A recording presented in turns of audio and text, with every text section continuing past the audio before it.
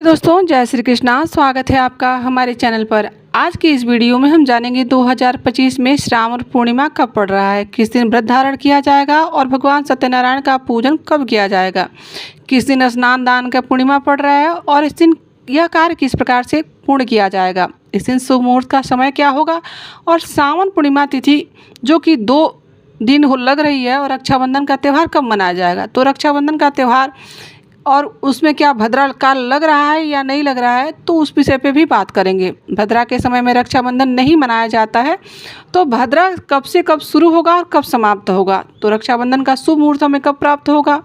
आइए इन्हीं सभी विषयों के बारे में जानते हैं। तो सबसे पहले आप सभी को श्रावण पूर्णिमा की बहुत सारी शुभकामनाएं और सभी भाई बहनों को रक्षाबंधन की ढेर सारी शुभकामनाएं। आप सभी के जीवन में भगवान श्री नारायण और माता लक्ष्मी की कृपा इसी प्रकार से बनी रहे और आपके घर में सुख समृद्धि की वर्षा होती रहे। पूर्णिमा का बड़ा ही विशेष महत्व माना गया है। श्रावण पूर्णिमा तिथि के दिन जो श्रावण महीने का समापन होता है, इस दिन भगवान सत्यनारायण का पूजन करना चाहिए और गंगा स्नान करना चाहिए, दान पुण्य के कार्य भी करना चाहिए तथा रक्षाबंधन का त्यौहार भी मनाया जाता है इसी दिन।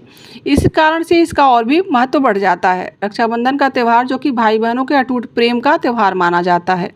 इस दिन बहन अपने भाई की कलाई पर रक्षा बांधती है और उससे रक्षा का वचन लेती है और जो भी भाई होते हैं उनके पास जो भी उपहार की वस्तुएं होती हैं वह अपनी बहन को देते हैं। श्रावण मास की पूर्णिमा तिथि प्रारंभ हो रही है, वह है 8 अगस्त 2025 दिन शुक्रवार दोपहर 2:14 पर और पूर्णिमा तिथि की समाप्ति हो रही है, वह है 9 अगस्त 2025 दिन शनिवार दोपहर 1:25 पर। पूर्णिमा तिथि की समाप्ति है, तो ऐसे में चंद्रोदय व्यापिनी के अनुसार व्रत की पूर्णिमा 8 अगस्त 2025 दिन शुक्रवार को है। रक्षाबंधन का त्यौहार तथा स्नान दान की पूर्णिमा जो कि सूर्योदय व्यापिनी के अनुसार लिया जाएगा, तो वह होगा रक्षाबंधन का त्यौहार गंगा स्नान दान की पूर्णिमा 9 अगस्त 2025 दिन शनिवार को।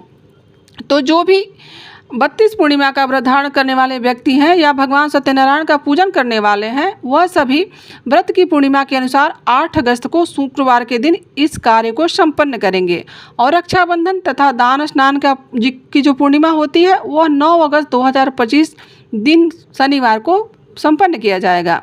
8 और 9 अगस्त को ब्रह्म मुहूर्त का समय होगा सुबह 4:22 से सुबह 5:04 तक और सूर्योदय का समय होगा 5:29 से और शाम को सूर्यास्त होगा 6:38 पर। राहु काल का समय इस दिन हमें प्राप्त हो रहा है, वह है 8 अगस्त को सुबह 10:24 से दोपहर 12:03 तक और 9 अगस्त को सुबह 8:46 से सुबह 10:24 तक राहु काल का समय होगा। राहु काल का समय अशुभ माना जाता है, इस दौरान कोई भी शुभ कार्य नहीं किया जाता है, इस बात का विशेष ध्यान रखना चाहिए।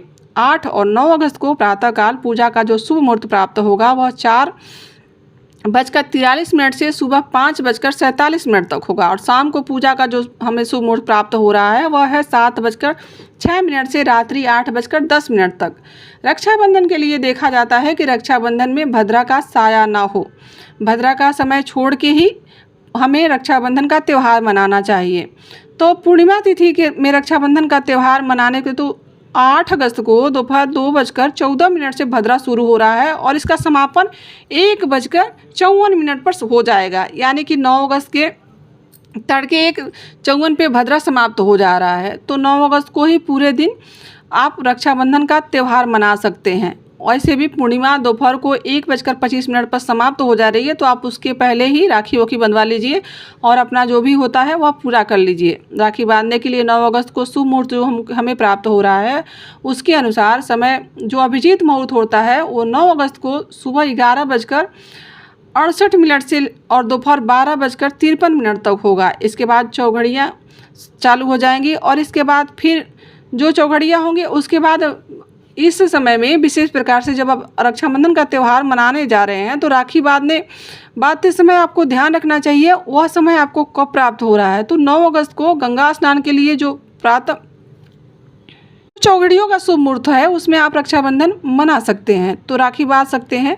और 9 अगस्त को गंगा दान स्नान के लिए जो प्रातः 4:43 से या 5:47 का विशेष जो शुभ मुहूर्त प्राप्त हो रहा है, इसमें आप दान पुण्य का कार्य कर सकते हैं।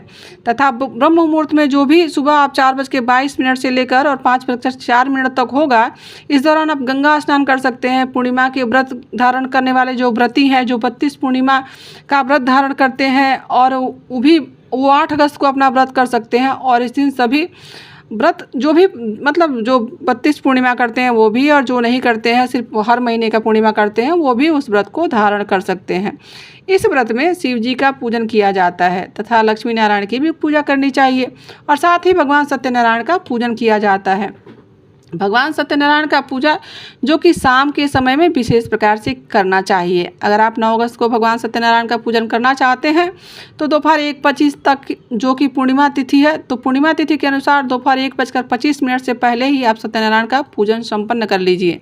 लेकिन विशेष प्रकार से भगवान सत्यनारायण के पूजन के लिए कहा जाता है कि इनका पूजन शाम को ही करना चाहिए। बहुत लोग ऐसा करते भी हैं। ऐसे में यदि आप संभव हो तो आप 8 अगस्त को ही सत्यनारायण भगवान की पूजा कर सकते हैं। पूर्णिमा तिथि के दिन जहाँ तक हो सके गंगा में स्नान करना चाहिए। आपके पास जो कुछ संभव हो सके उसे दान पुण्य करना चाहिए, और भगवान शंकर और माता पार्वती की पूजा, साथ में लक्ष्मी नारायण की भी पूजा करनी चाहिए। आप गायों को हरा चारा भी खिला सकते हैं। इस दिन तुलसी के वृक्ष के नीचे दीपक जलाना चाहिए। और इस बार तो और भी बढ़िया मुहूर्त बन रहा है, शनिवार के दिन पूर्णिमा पड़ रहा है, तो आप शनिवार के दिन पीपल के वृक्ष का भी पूजन कर सकते हैं। पीपल के वृक्ष के नीचे गुड़ तथा तिल मिश्रित जल डालकर आप उत्तम फल प्राप्त कर सकते हैं। वहाँ पे आप सरसों के तेल या तिल के तिल का दीपक भी जला सकते हैं, जो कि अनंत शुभ फल देने वाला होता है। पूर्णिमा तिथि के दिन ब्राह्मणों को भोजन करवाना चाहिए, ब्राह्मणों को दान दक्षिणा देना चाहिए, गरीबों को भोजन करा सकते हैं। और यह कार्य जो भी दान पुण्य वाला होगा, आप इसे 9 अगस्त को भी कर सकते हैं। इसे भी आपको बड़ा पुण्य फल प्राप्त होगा। पूर्णिमा तिथि के दिन शुद्ध और सात्विकता का पालन करना चाहिए। आप ब्रह्मचर्य का पालन जरूर करें, और किसी के ऊपर क्रोध ना करें, किसी पर झूठ ना बोलें, किसी के प्रति मन में कड़वाहट ना रखें, और अपने माता पिता, अपने इष्ट देव को प्रणाम करें और सच्ची श्रद्धा से उनको अपने पूजा में शामिल करें। तो दोस्तों, यह थी श्रावण पूर्णिमा से जुड़ी हुई जानकारी। आशा करती हूँ कि आपको यह वीडियो अच्छी लगी होगी, और यहाँ तक बने रहने के लिए आप सभी का दिल से आभार, और आपके सहयोग के लिए भी धन्यवाद। मिलते हैं किसी ऐसी कथा, कहानी और जानकारी के साथ। अभी के लिए बस इतना ही। राधे राधे, जय श्री कृष्णा। कमेंट जरूर करिएगा।